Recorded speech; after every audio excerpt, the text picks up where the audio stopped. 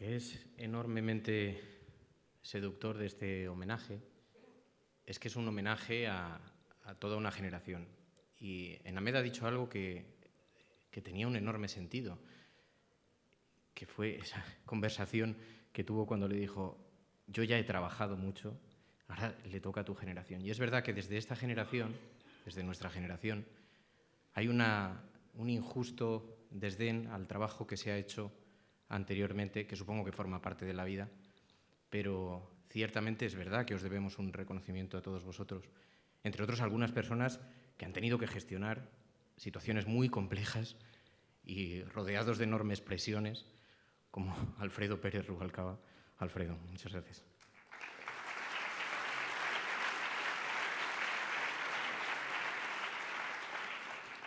Buenas tardes, compañeros y compañeras. Buenas tardes a los familiares de Lito. Cándido, te agradezco muchísimo que me hayáis invitado para intervenir aquí en nombre del Partido Socialista Obrero Español.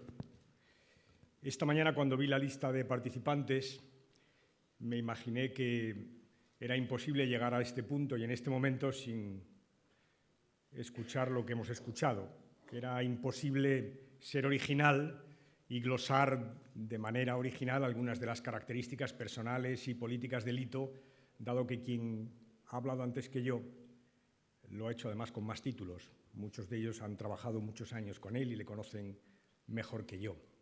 Y por eso, a la hora de pensar en estas palabras, pensé que quizá lo mejor no era hacer el discurso que se esperaba del secretario general del Partido Socialista Obrero Español, que es en nombre de quien intervengo, discurso dirigido a Lito, que es un militante del PSOE, como recordaba José Luis, un miembro de su comité federal, elegido por su Congreso, lo que quiere decir que es nombrado porque el secretario general le propuso José Luis y le volví a proponer yo. ¿Y por qué le propuse? Me planteé esta mañana. Pues veréis, le propuse por su cabeza, le propuse por sus ideas, le propuse por su discurso. Y llegados a este punto me acordé de un discurso, el último que hizo Lito, en su despedida formal de secretario general de MCA-UGT en Burgos hace poco tiempo, al que no pude asistir, pero al que asistió Valeriano, y del que me dijo que había sido un fantástico discurso. Y lo que hice fue escucharlo, cosa que, por cierto, recomiendo vivamente a todos. De hecho, quien ha hecho el vídeo que ha abierto este acto lo ha visto porque ha recogido unas cuantas de sus frases. Un discurso fantástico. Me pareció que lo mejor era glosar su discurso, porque es verdad que era el discurso de despedida. Era un discurso en el que básicamente hacía un balance de lo que había sido su vida. Es cierto que, como veréis a continuación, el balance no tiene nada de original porque has formado parte de las intervenciones de prácticamente todos los que lo han hecho antes que yo. Un discurso que en parte recoge la historia del sindicalismo español en democracia, que en parte ayudó a construir Lito. Una pieza oratoria fantástica, un discurso largo, que no se hace largo y que, repito, recomiendo leer a todos, en el que empieza por defender rotundamente su modelo de sindicalismo. Aquí se ha hablado mucho del sindicalismo de acuerdo, un acuerdo que no reniega de la presión, que no reniega de la confrontación, pero que finalmente concibe la confrontación como una parte necesaria para llegar a un mejor acuerdo. Un acuerdo que está, es verdad, en la base de muchos de los avances que en derechos se ha dado en nuestro país, en derechos de los trabajadores y de las trabajadoras.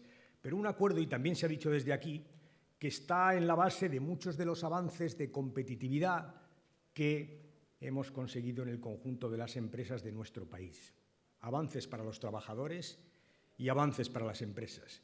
Y el discurso de Lito, y siento aquí pasar a ser un poco políticamente incorrecto delante de la Secretaría de Estado de Empleo, que bueno, me podrá rebatir siempre en su intervención.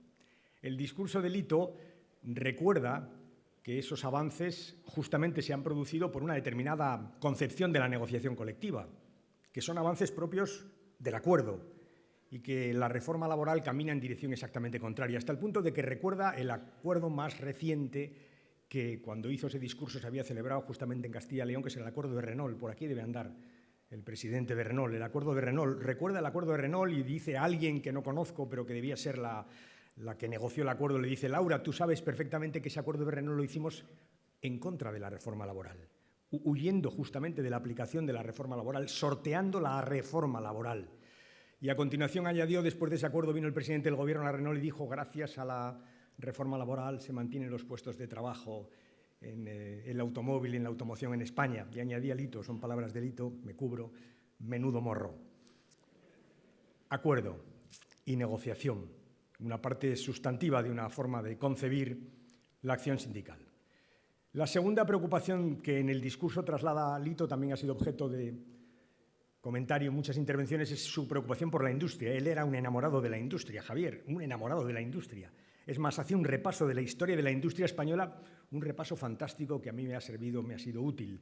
Hace una crítica, como no, Felipe, de aquella frase de la mejor política industrial es la que no existe, que, por cierto, dice algo que yo no sabía, no es una frase de un ministro tuyo, Felipe, no, es alguien de la administración, pero no un ministro, ni de Carlos ni de Claudio, no, es una frase que yo también he criticado, por cierto, en la última conferencia política del Partido Socialista. Dice y confía una vez más en la recuperación de la industria. Y es verdad que ahora que buscamos afanosamente cómo sustituir unos cuantos puntos de nuestro PIB que nos proporcionó la burbuja inmobiliaria, ahora más que nunca esa preocupación del Lito por la industria, por la política industrial, viene a cuento. Y hay una tercera reflexión que también se ha hecho y que está en una de las frases que se ha recogido en el vídeo al que me refería, una tercera reflexión que se refiere a la militancia sindical. Que él dice que tiene que ser una militancia orgullosa. Él habla, lo ha dicho aquí, dice: yo soy de la UGT, ser de la UGT. No dice militar en la UGT, dice ser de la UGT, que es mucho más bonito. Y dice que hay que ser autocrítico, y lo es, duro, autocrítico, pero al mismo tiempo que hay que estar orgulloso. Un orgullo que es exigente, y en el que rechaza, y la frase está recogida en el vídeo, como decía antes, en el que rechaza explícitamente a aquellos que dicen cuánto he dado yo por el sindicato, y le da la vuelta al argumento y dice: no. Los dirigentes no tienen que quejarse de lo que han dado por el sindicato. Los dirigentes tienen que agradecer a lo que el sindicato les ha dado a ellos, que es la capacidad y la posibilidad de representar y defender los derechos de los trabajadores. Una militancia sindical que es combativa, es un orgullo combativo, defiende la UGT en momentos duros, en momentos difíciles, como los que en este momento está pasando la UGT y Comisiones Obreras. Ignacio, por cierto, hace una defensa apasionada de la unidad sindical que me ha recordado esos años que habéis compartido, y que está ahí, una defensa cerrada de la unidad sindical, un orgullo combativo. Él defiende al sindicato y no se sorprende de lo que está pasando y argumenta cosas bastante evidentes. Es cierto que si alguien quiere restringir los derechos de los trabajadores, lo mejor es debilitar a las organizaciones que defienden esos derechos. Orgullo combativo y un orgullo al mismo tiempo digno. Esto es lo que refleja su vídeo. Por tanto, la negociación y el acuerdo, que no excluye la confrontación, la política industrial como futuro de nuestro país y una defensa cerrada de la militancia sindical. Son las tres cosas de un discurso franco, abierto, de un sindicalista que sabe que lo más importante de un discurso político es que quien está escuchando te lo entienda todo. Ese es Lito. Estamos aquí, por tanto, para recordarle, como aparece en su discurso, como un sindicalista honesto que dedicó su vida a defender unos principios y unos valores, los de su organización sindical, la Unión General de Trabajadores, y los de su partido político, el Partido Socialista Obrero Español. Y termino un poco como lo ha hecho Felipe, porque Lito era, como buen asturiano, bastante mal hablado. Y si examináis el discurso, y estoy seguro de que he conseguido que alguno cuando llegue a su casa lo vea, veréis que el discurso comienza, o al comienzo del discurso hay un vídeo que le pusisteis, que no está, yo no lo he visto, pero que debió ser un vídeo muy tierno, muy cariñoso, que a él le reblandece. Y entonces sale el Lito que todos conocéis, que se ha dicho aquí, blandiduro o duriblando. O sea, sale el Lito elocuente y dice: la verdad es que me habéis jodido. Pues bien, Lito, la verdad es que te has ido demasiado pronto. La verdad es que nos has jodido. Muchas gracias, compañeros.